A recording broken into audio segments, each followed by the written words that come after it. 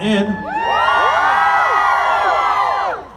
But folks around the world know him as Luke Danes, and we all know him as the one and only Mr. Scott Patterson. Give him a star sign and welcome everybody!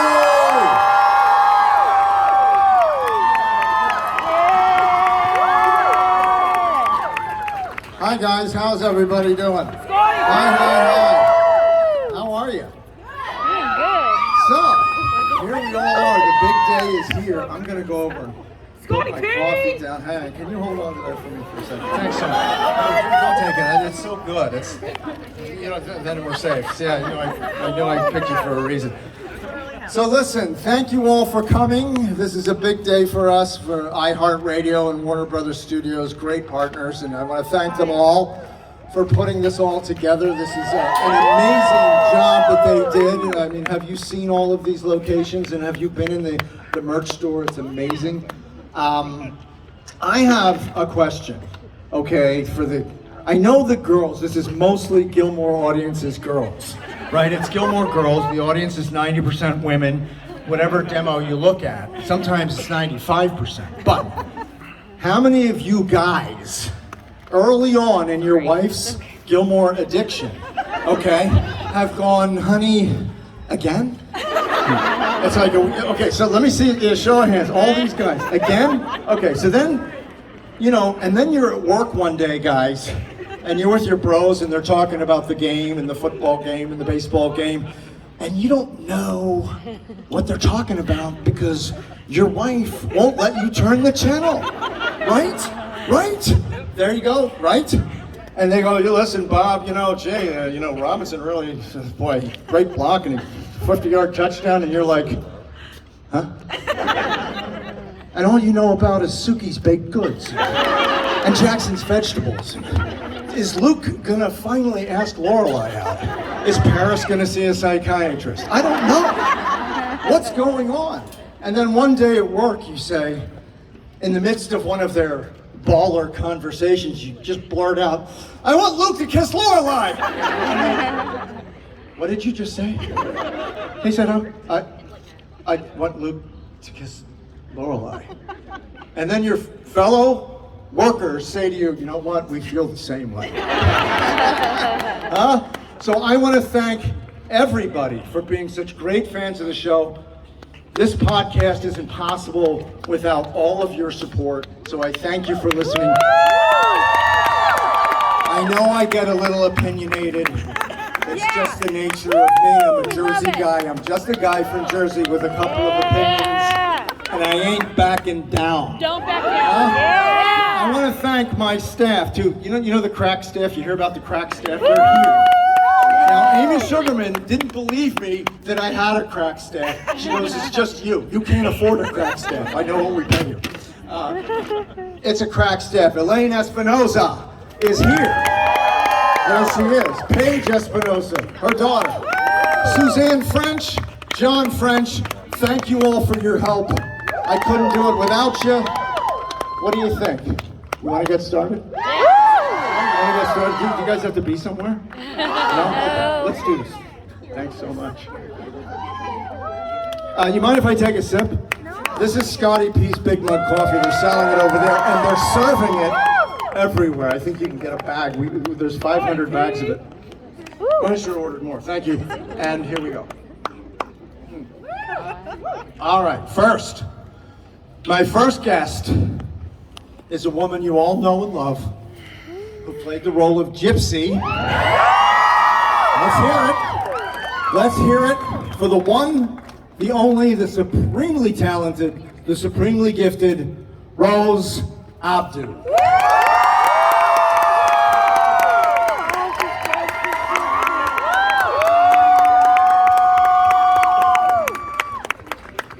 Come on out, Rose.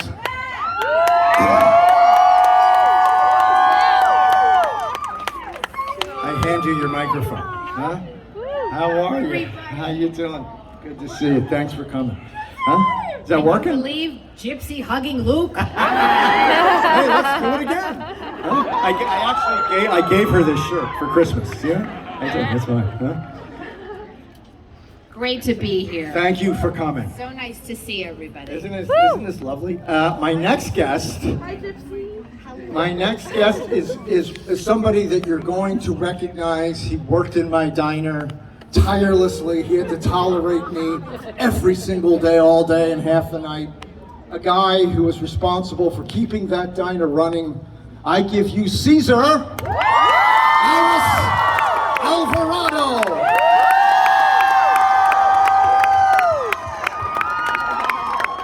Welcome, my friend. How you doing? Huh? You know, there's some dishes in the back that need to be cleaned.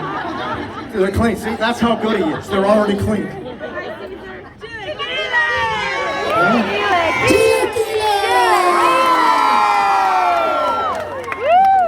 I think we should all do one. Ready? Let's do it. 1, 2, 3. Nice. Okay. My final guest is somebody you all know and love. Survived Paris all of these years. The wonderful and talented Madeline Lynn, Shelley Cole.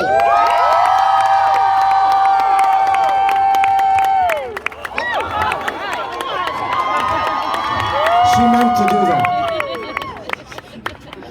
Nice to see you. No, hey, you know, she meant to do that. She practiced that all the time. She did it well. She got here early.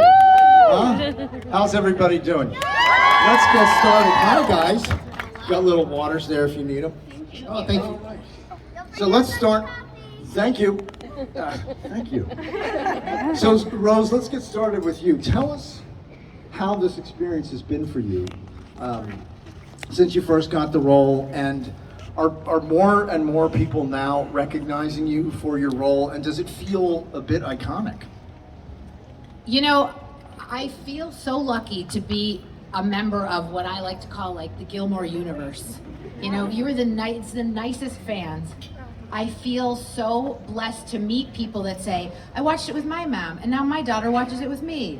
And one time I even met a little girl that said, I watch it with my mom, and she watches it with her mom, and she watches it with her mom, and she watches it with her mom. And I was like, you're like Emily, like what's the, you know, Grandma and Emily and Lorelai and Rory. It's just, it's very, very And now exciting. Rory's baby. And now Rory's baby.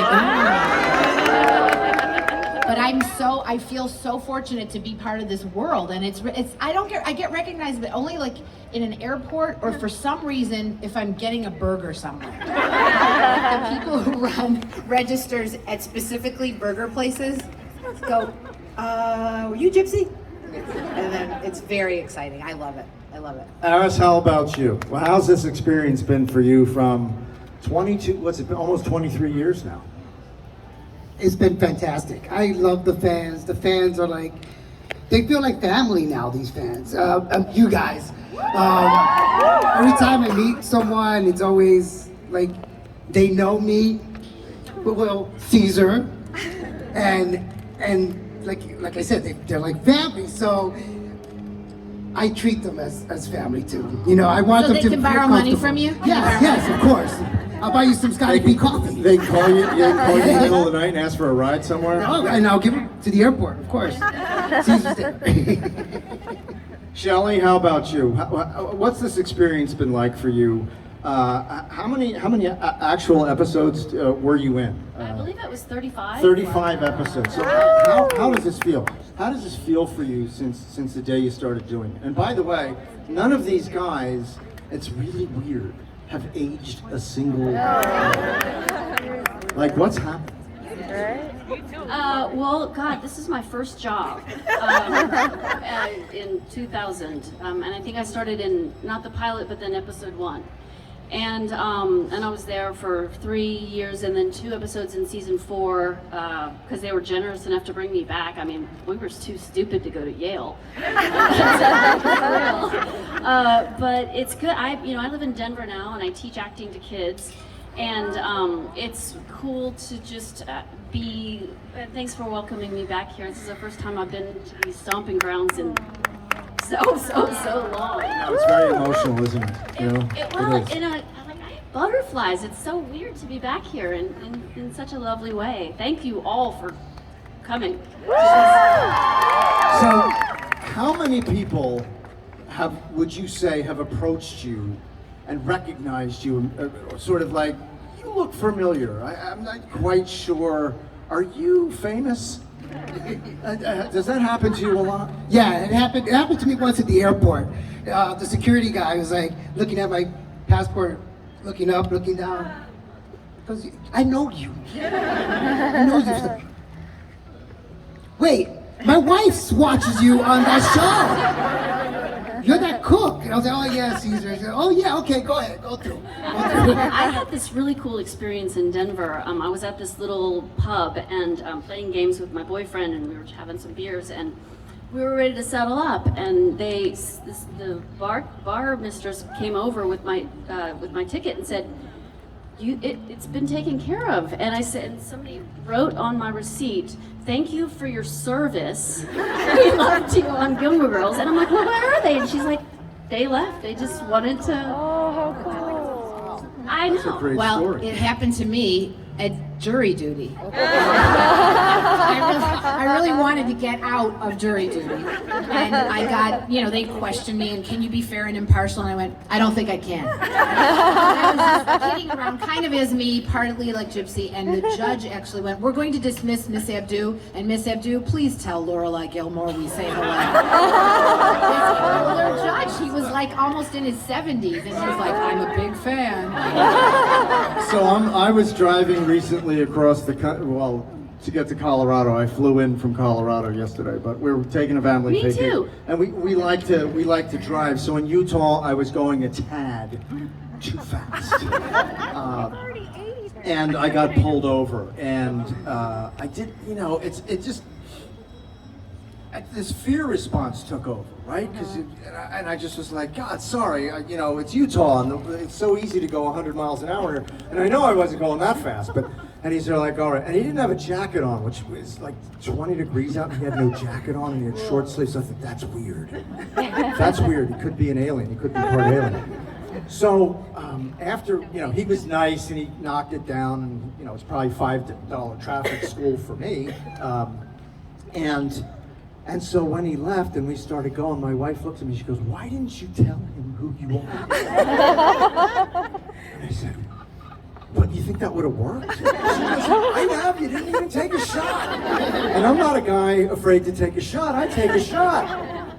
And so from now on, I just want everybody to know, I want to go on record that I'm gonna use this to get out of traffic tickets, maybe, in the future. But I never even tried, so I don't even have a story as good as these guys, and I'm gonna shut up. What's your favorite memory of filming the show, Rose? I think I don't remember the exact episode, but we were in the Miss Patty's, of course, where all the town meetings were. And you guys need to know that if it was supposed to be freezing cold in the show, it was unbelievably hot in real life. Yeah, 100 degrees. And if it was supposed plus to be unbelievably hot, like Rory's graduation was like June, it was like 3 degrees here. I mean, really, it was always the opposite. So I remember Kenny Ortega directed one of the episodes. Oh, yeah. And Sally, by the way, Sally Struthers says hello to all of you. She's in Kansas City doing a... Come blow your horn. I doing can't get out. I can't get out to do the show. So she, just in between takes, we're sitting there, Liz, who played Miss Patty, of course, and Sally just went, I can do a fireman's carry. And she walked up to the director, Kenny Ortega, who some of you know did High School Musical, and she picked him up. She picked him up and put him around her like a little fox stole. And she spun around like this. He's a regular sized man. I mean, he's a man. He's not a small boy. He's $180 if he's anything. Right, exactly. And she picked him up and spun him around. And I just remember thinking, if I could even be, have 1/4 of her, 1/18 of her energy. Sally Struthers is the strongest human being on planet Earth. Every day, and some of you might know this, but every time my birthday would hit, we'd be in the diner. September 11th is my birthday, and she knew I didn't celebrate it for obvious reasons on that day. And she would try to make me feel better. She would pick me up. She would pick you She'd pick me up, and I was going 215 at that time. Favorite memory. And she picked me up, and my butt would be here in her face, and she'd go, it's his birthday, smack him in the ass. Take me around to everybody in the crew and the cast, and they go, Did Kenny direct more than one episode? Oh, I believe sure, he so, yeah. directed- I was in one of them. Yeah, he's Maybe it's fantastic. the same one. He But did a the lot. shock He- on his face when she spun him around, I was like, that was my favorite. One He of my did. favorites. He did 12 episodes, and 10 of them were during sweeps. So it's like I think sweeps weeks were when the networks really did their ratings measurements, and that would dictate how much they would charge the advertisers. So they brought in Kenny Ortega for these big episodes. Yeah. I mean, just wonderful episodes. And we're on the podcast. We're in season 4 now, as you well know, if you know the podcast. And we just did a big episode with you. Really? With you and Jess, fixing Jess's car as he returned. It's like episode 12 or 13. My favorite. I think it's Nag Hammadi. Thank you for your business. Do Nag not come Hammadi again. and the, what's the name of it? Nag Hammadi? They know the show. Nag Hammadi and the what? Oh, yeah. Yeah. The Dead Sea Scrolls or something? Some great title like But I that. love saying to him, thank you for your business. Do not come again. Yes. Great. That was your biggest episode, and it was a tremendous episode for you. Love Yeah, listen to doing the it. podcast because we really kind of wax poetic over your performance. We really do. Huh? I will tune in now, Scott. Thank you.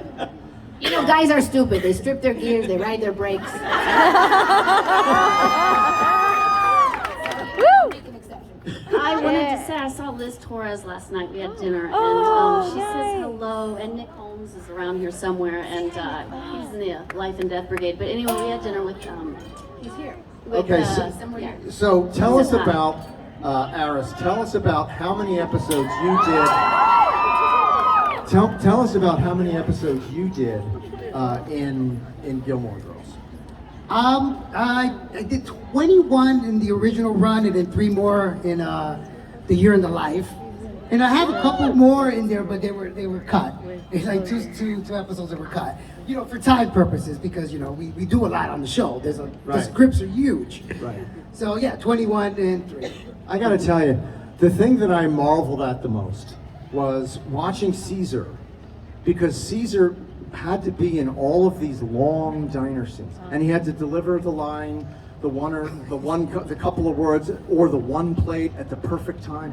Watch those scenes again in the diner that are long scenes and all this activity, and I'm walking all over and saying things and delivering stuff, and he's handing this stuff off perfect timing every time. You know how hard that is to do? That takes like the Tiger Woods type focus. So bravo to you. I mean, this guy was the wind beneath my wings. Because seriously, because if you have a guy there in that role who's messing up people's timing, because it's a hard job and you understand if they can't do it. But if you have a guy constantly doing that, they're getting replaced. And this guy survived, and these were tough scenes to do. Oh, yeah. They were tough scenes. It was like doing a one-act play. You know, it's like 10, 12 I mean, pages we were long. really working a busy restaurant. It was an actual busy restaurant. Yes. it was. I mean, and then we had Robert serving people too at the same time. I'm throwing them out the kitchen. You're passing it to Robert. Robert's coming here. It was giving nuts. it to yeah. It's and, crazy. and consulting with you, Yes. and working with you. Where's this? Where's that? I mean, it was always a great experience because you really just wanted to make sure that the scene popped, you know, because there are no such, and it wasn't a small role. I don't consider any of these roles small roles. These are important roles. I mean, every role, and this is why I wanted to have these guys on. I wanted to have these guys on because they don't get the recognition, and they never got the recognition that they so richly deserve, because their performances are Emmy-worthy, are Golden Globe-worthy, and we just didn't get that kind of respect. But there they are sitting there. Yeah! You said it. Shelley, tell us about your favorite day on set. There's a couple. One of them was when we were filming the Bengals episode, and that day when the Bengals were there, and just all of that was really fun. And then every single day on the spring break episode, we stayed.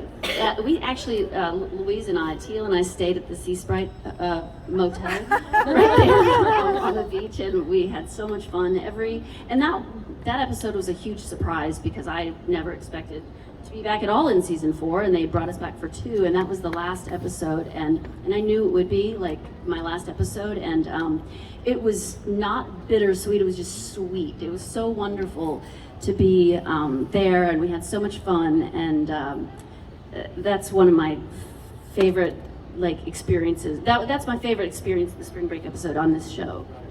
I want to talk about one of my favorite subjects in the whole world is Milo Ventimiglia. You got to do some pretty intense scenes with Milo. Tell us what it was like working with him. And you know who I'm talking about. The guy, it never really caught on for him. I feel bad for him. And he's so good looking and he's so talented, but it just didn't happen for him. Anyway, he's a dark-haired, good-looking guy. He was on the show. He played Jess. So now you're caught up. Go ahead. I just remember he bugged Gypsy so much. Like, Gypsy has no love for Jess, as you well know. So, of course, because I'm such a method actor, I have no love for Milo. I remember saying to him, you really have like a young James Dean quality. And he was like, God, everybody says that to me. What a horrible thing to say to somebody. How could you do that to him? I yelled at him. I yelled at him and said, you should be thankful. You should be thankful that people compare you to James Dean. He was terrific. I mean, I felt like he was so in character all the time, you know? He really was fantastic. And I love the one where you come to ask, my favorite episode is, you come to ask me about the car. And that's where that guys are stupid line. And I go, no, but he had a bag with a dollar sign on it or something like that. And that scene, I had to hit 19 marks to come out on the underneath the car and take the wrench and go over to the thing. And you were so nice to me, but we really got it done fast. But that was one of those ones, like you said with him, that could have gone horribly wrong. Where we really This cast is so gifted, and really, it's like colored tape on the floor. Oh my God, you guys, there's so much tape on the floor. You have no idea. And every character is a different color. So you have to hit your mark. Because if you're standing with the wrench here when you should be here, the whole thing has to go do it again. Doesn't matter how good your performance is, it's like, Scott, you missed your mark by about 4 feet, so we're gonna have to go again. Yeah. Liza and Teal and I used to fight every morning over which color we were gonna get. I'm like, I'm on purple today. Yeah. It's hard, but when you rewatch it, don't let that impinge you. How do you say, interfere with your enjoyment of watching it? But just know that we're all trying to hit every mark at every moment. Eris, I have a very serious question for you. I want you to focus. Stay with me now. Okay, this is important. Okay, do you remember what color your tape was? I'm colorblind, so I wouldn't remember. Well, like color ignorant. That explains a lot. How many times did I ask for ketchup and he gave me mustard? What difference does it make, right? Same thing. Favorite scene, if you can remember your favorite scene, Eris. It's the episode Bon Voyage, and we're all here and saying goodbye to Rory. And it was just special to me because it was like the whole town was here. And I love when there's a gathering of people. Like, I love superheroes, right? So like superhero movies where all the superheroes get together, that was a superhero moment. It was all the superheroes from Stars Hollow getting together and saying goodbye to one of their own. I love that. Shelley, what about you? Favorite moment? Favorite moment in the entire series that you did?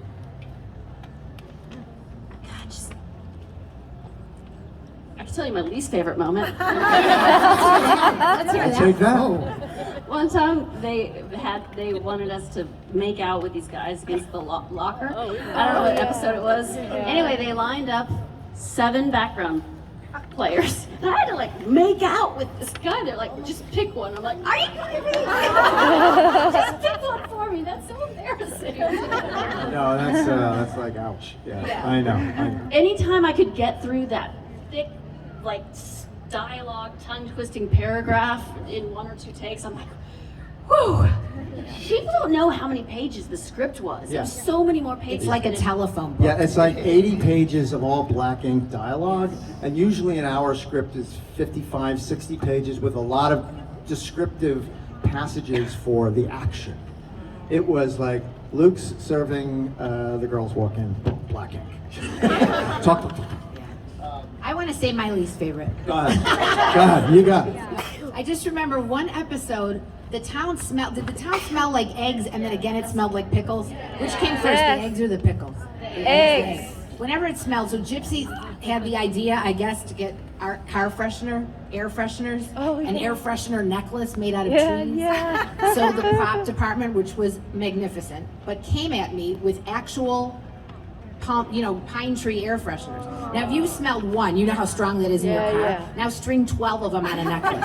And he's like, yeah, you're gonna wear this all day. I go, you're gonna wear this all day. Are you kidding me? I mean, he was like, well, what's the problem? And he couldn't spend, he goes, well, yeah, I couldn't keep it in my office. I had to leave the room. And I go, how am I gonna wear it all day? Like, there's no way. So I made him go to the copy machine and make fake pine tree things for Gypsy because my eyes were watering.